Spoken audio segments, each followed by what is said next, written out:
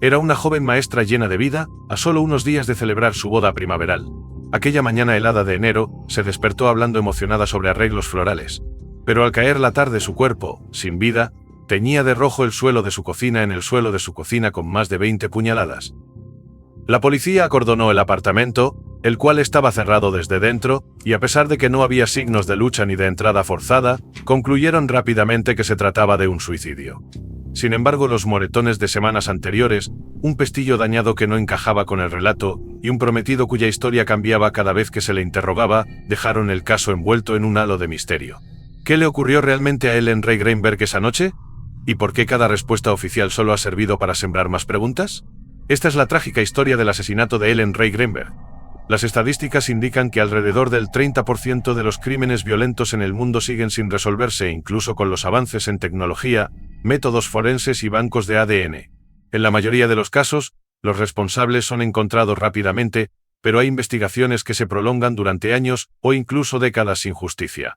El caso de Ellen Ray Greenberg, que exploraremos en este video, destaca precisamente por eso. A pesar del tiempo transcurrido, apenas ha habido avances. Desde el principio, la investigación estuvo plagada de irregularidades que solo multiplicaron las dudas. El asesinato brutal de esta joven aún permanece sin resolver, mientras las autoridades insistían en sugerir que Ellen, quien planificaba con ilusión su boda, decidió quitarse la vida de forma inexplicable. Ellen nació en Nueva York en junio de 1993, hija única de Santa y George Greenberg. Fue criada con amor, dedicación y valores sólidos. Durante la secundaria se cató tanto en lo académico como en los deportes de equipo, demostrando una energía contagiosa y una pasión natural por aprender. Desde pequeña, en la cancha y en el aula, Ellen brillaba con la misma intensidad, mostrando una habilidad natural que la perfilaba como una atleta prometedora.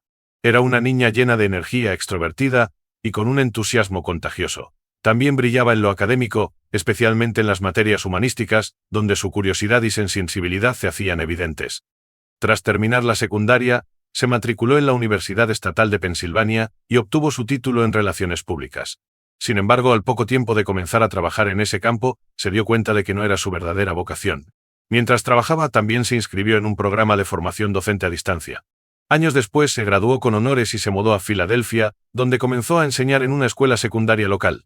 Según su familia, Ellen vivía una etapa luminosa, donde cada día parecía un paso más hacia el futuro que soñaba. Rebalsaba de energía, tenía sueños grandes y amaba sinceramente tanto su trabajo como a sus jóvenes alumnos. Al mismo tiempo, mantenía una relación apasionada con un joven llamado Samuel, o Sam Goldberg, miembro de una familia influyente y adinerada de la ciudad. Sam provenía de un entorno acomodado, sus padres eran empresarios y su tío, uno de los abogados más prestigiosos del estado. Sus miradas se cruzaron en una fiesta y desde entonces caminaron juntos, al menos por un tiempo. Entre amigos y, desde el primer instante, conectaron. Lo que empezó como una amistad ligera pronto se transformó en un romance serio. Antes de que terminara 2010, decidieron irse a vivir juntos. Poco después, Sam le propuso matrimonio con un anillo de diamantes como regalo de Año Nuevo. Ambas familias celebraron la noticia con alegría. Parecía que nada podía enturbiar la felicidad de la pareja. Ellen se volcó por completo en los preparativos. Listas de invitados, tarjetas, selección del salón, la decoración, los vestidos y hasta la luna de miel. Curiosamente, ella se encargó de casi todo por su cuenta, mientras que la participación de Sam fue mínima. Sin embargo, nadie se preocupó por eso en ese momento, y Ellen nunca expresó ninguna queja. Lo inquietante no fue lo que pasó aquel día de enero, sino lo que no encajaba cuando todo terminó. Después de que la tragedia sacudiera la ciudad en enero de 2011. Era el 26 de ese mes. Una densa capa de nieve cubría todo, y el viento cortante parecía anunciar que algo terrible se avecinaba. Ellen fue a trabajar como de costumbre a la escuela, pero a media mañana una tormenta invernal obligó a cancelar las clases. Estudiantes y profesores fueron enviados de regreso a casa. Ellen volvió al apartamento que compartía con Sam, un lugar tranquilo en una zona residencial apacible. Sam regresó poco después. Algunos informes indicarían más tarde que la pareja discutió ese día, algo que Sam primero aceptó y luego negó. Cerca de las 5 de la tarde, Sam salió rumbo al gimnasio, ubicado dentro del mismo complejo. Estuvo fuera menos de una hora, pero al regresar encontró la puerta del apartamento cerrada desde dentro. Golpeaba la puerta como si pudiera despertar a los muertos, llamando a Ellen por su nombre. Los vecinos más cercanos oyeron sus gritos. También la llamó por teléfono y le envió mensajes, aunque sabía que el celular estaba dentro del departamento. Nadie contestó. Desesperado, bajó a hablar con el guardia de seguridad del edificio. Le explicó la situación y pidió que abriera la puerta. El guardia se negó, no estaba autorizado a dejar su puesto. Sam volvió frustrado y decidió actuar por su cuenta. No podía esperar más. Algo estaba mal. Muy mal. Y rompió el pestillo en el primer intento. El interior estaba sumido en un silencio escalofriante. Ellen no respondió a los llamados. Al entrar en la cocina, Sam se topó con una escena devastadora. Su prometida estaba desplomada contra una alacena, el cuerpo cubierto de corte, la ropa empapada en sangre. Llamó de inmediato a los servicios de emergencia. Pero cuando le pidieron que verificara si Ellen tenía pulso, su reacción fue desconcertante. Dudó, preguntó varias veces si era realmente necesario. Luego, hubo un silencio al otro lado de la línea. Momentos después, Sam mencionó, como si lo notara por primera vez, que un cuchillo sobresalía del pecho de Ellen. Aseguró que ella ya estaba muerta. Los agentes que acudieron a la escena quedaron perplejos. Ni las escenas más oscuras que habían presenciado los había preparado para lo que vieron aquella noche. La puerta, en efecto, estaba cerrada desde adentro con un pestillo que Sam había derribado de un solo golpe con el hombro. No había señales de entrada forzada ni huellas de un intruso. Nada había sido robado. El dinero, las joyas y demás objetos de valor seguían en su lugar. Nada había sido revuelto, movido ni forzado en el apartamento. Sin embargo, el verdadero misterio comenzó con el examen del cuerpo de Ellen. No había señales de lucha ni heridas defensivas. Fue como un rayo en la noche, rápido, letal e inesperado, sin darle oportunidad de reaccionar. Su cuerpo presentaba cerca de 2 docenas de puñaladas de profundidad variable. El golpe fatal fue directo al corazón, provocando su muerte. Más adelante, revisaremos con detalle la alarmante negligencia en el manejo de la escena del crimen y la autopsia. Errores que permitieron que pruebas cruciales se perdieran y, quizás, que un posible asesino siguiera libre. Pero lo más desconcertante fue el comportamiento de la policía. Ni un solo informe forense. Pero ya habían dictado el veredicto, concluyeron precipitadamente que Ellen se había quitado la vida. Justificaron esta teoría con su historial de ansiedad, sus visitas al psicólogo y el uso de medicamentos prescritos. Es cierto que Ellen padecía un trastorno de ansiedad y ataques de pánico desde hacía algún tiempo, al punto que buscó ayuda profesional. Sin embargo, intentaba no hablar mucho del tema para no preocupar a su familia. Sus seres queridos atribuían sus cambios de ánimo al estrés natural de organizar una boda. El psicólogo que la trataba le recetó 2 medicamentos para controlar la ansiedad, los cuales tomaba de forma constante. Según declaró más tarde, ninguna de las medicinas, ni individualmente ni combinadas, habría alterado su estado mental al punto de generar pensamientos suicidas. El especialista fue claro. A pesar de su ansiedad, Ellen nunca expresó intención alguna de morir. Además, amigos y colegas de Ellen notaron cambios significativos en su comportamiento desde que comenzó a convivir con Sam. Junto con un aumento de ansiedad y nerviosismo, también mostraba una pérdida de autonomía.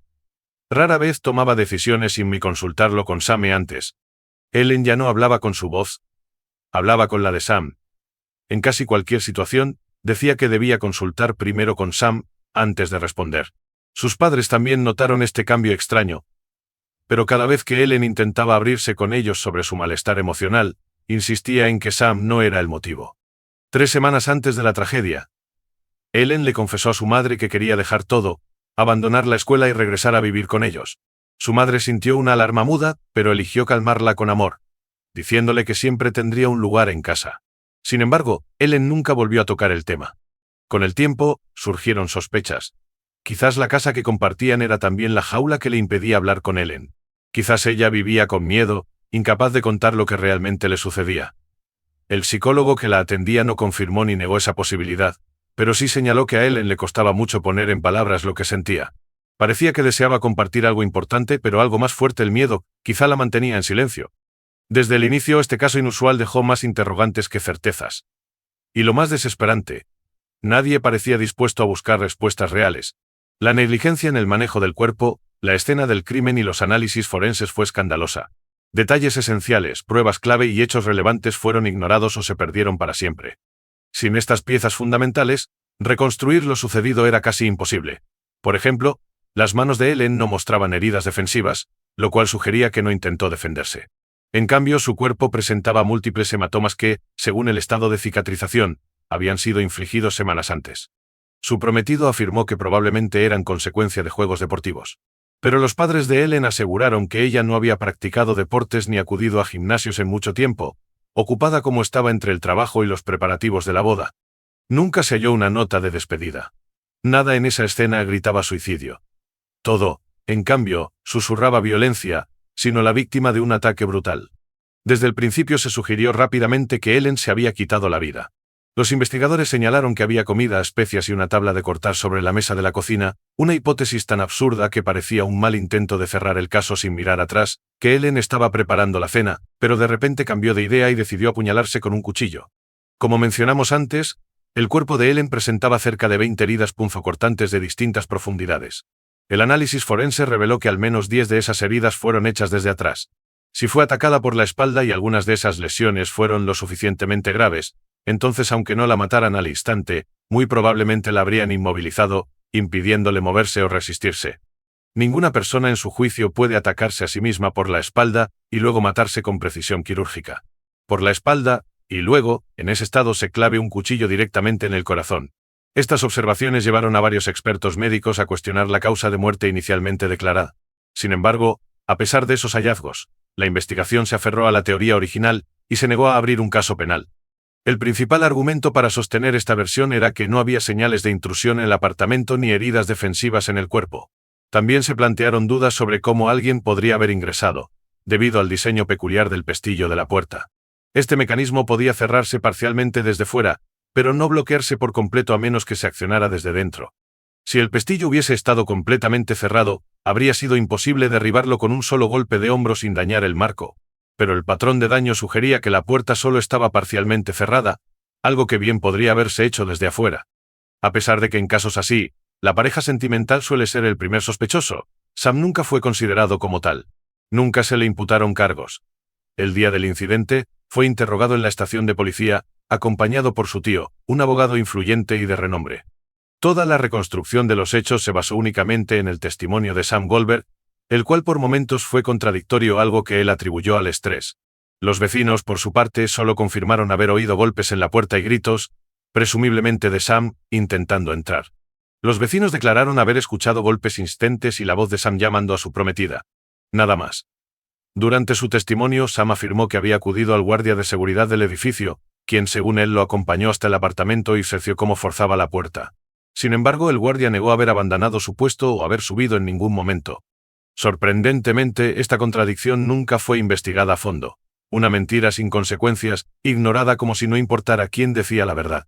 La única grabación de seguridad revisada provenía de una cámara cercana al gimnasio. En ella se veía a Sam yendo hacia allí y regresando. Pero entre ambos momentos bien pudo haber salido por otra puerta y vuelto por el mismo camino. Nadie corroboró su coartada ni buscó testigos que pudieran confirmar si realmente había estado haciendo ejercicio.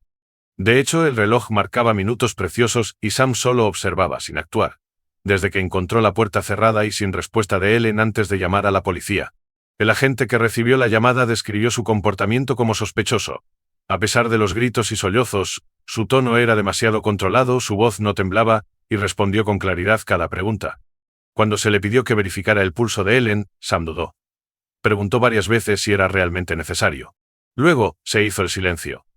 Pasados unos momentos, dijo como si recién se diera cuenta que había un cuchillo clavado en el pecho de Ellen. Afirmó que no lo había notado antes.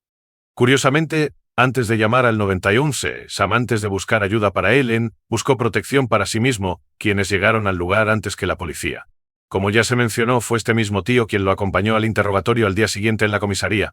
Al día siguiente, Sam volvió al departamento de policía acompañado por su influyente tío. Su objetivo: recuperar las pertenencias personales de Ellen. Se llevó con él los últimos fragmentos digitales de la vida de Ellen. Días después, cuando los investigadores finalmente decidieron revisar esos dispositivos, aunque nadie pudo confirmar cuándo ni quién las realizó realmente. Los primeros oficiales que llegaron a la escena apenas realizaron una inspección superficial.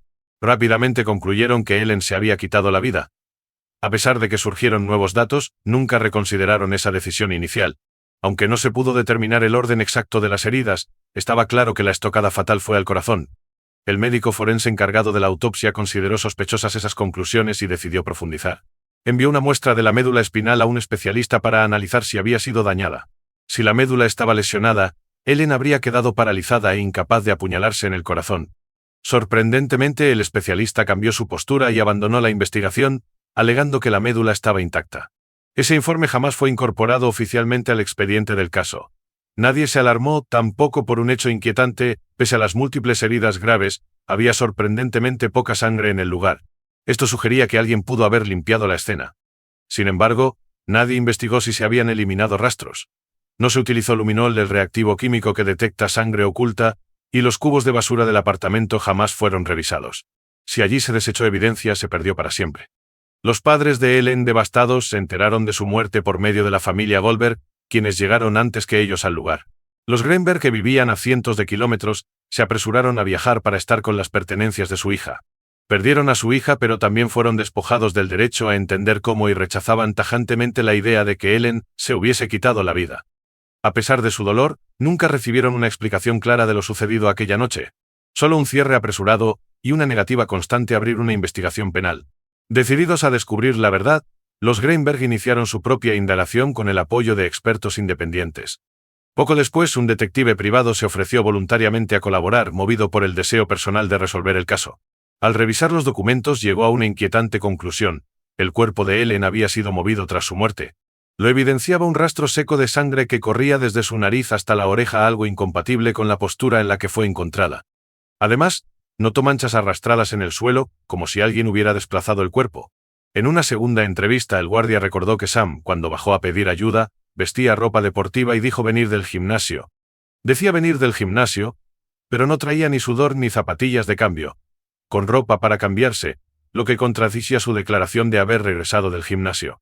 A pesar de este nuevo testimonio y de las evidencias adicionales, a los Greenberg se les volvió a negar la apertura de un caso penal. Incluso se les prohibió el acceso a archivos clave, como la grabación de la llamada de Sam al 911 y las grabaciones de vigilancia que mostraban su supuesta ida y regreso del gimnasio.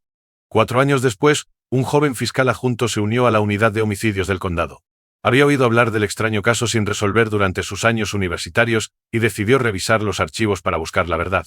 Le llamó especialmente la atención una lesión en la parte posterior de la cabeza de Ellen, lo que sugería que pudo haber sido atacada por sorpresa desde atrás. Otro punto sospechoso era una nota que afirmaba que no había daño en la médula espinal, pero no existía ningún documento oficial que lo respaldara. A pesar de varios intentos, el fiscal no pudo encontrar ningún informe sobre lesiones medulares. Se decía que el documento se había perdido en los archivos. Entonces, solicitó formalmente una copia al Centro de Medicina Forense. Allí se reveló algo impactante. Un informe que nunca existió, pero sirvió para cerrar el caso, y el cuerpo de Ellen jamás fue examinado por lesiones en la médula. Milagrosamente, una muestra de su columna vertebral aún se conservaba. Se procedió a un nuevo análisis con un experto independiente. El resultado fue claro y demoledor: la médula espinal de Ellen presentaba múltiples daños. Con esas lesiones habría sido físicamente imposible que se autoinfligiera las puñaladas restantes. La evidencia fue enviada a la policía. Aún así, las autoridades se negaron nuevamente a abrir una investigación penal. En 2018, el forense dictaminó oficialmente, sin lugar a dudas, que las 20 heridas fueron autoinfligidas. La justicia se convirtió en un muro sordo frente al dolor. Devastados, los padres de Ellen contrataron un nuevo abogado. Juntos, recopilaron todos los documentos, pruebas ignoradas y testimonios pasados por alto. En 2019, presentaron una demanda contra el forense y los peritos que habían mal manejado el caso, saboteando la investigación. La audiencia tuvo lugar en primavera, pero los juicios fueron suspendidos indefinidamente debido a la pandemia. Aunque existía la esperanza de que el caso se reabriera o se reclasificara, la negligencia institucional y la confusión resultante causaron la pérdida de pruebas cruciales que jamás podrían recuperarse. Los padres de Ellen crearon una página en redes sociales para compartir avances, documentos oficiales y nuevas teorías. Amigos, familiares y colegas repetían una y otra vez: no era solo improbable, era imposible para alguien que ni siquiera soportaba una aguja, y mucho menos de forma tan violenta. Le tenía fobia a la sangre y no soportaba el dolor. Nunca se hizo tatuajes ni piercings. En el verano de 2022, el caso fue desestimado nuevamente. Sin embargo, los Greenberg lograron transferirlo a la oficina del fiscal del distrito, donde el nuevo fiscal tomó el control. La investigación fue oficialmente reabierta 11 años después de la tragedia. Hasta el día de hoy, el caso sigue sin resolverse.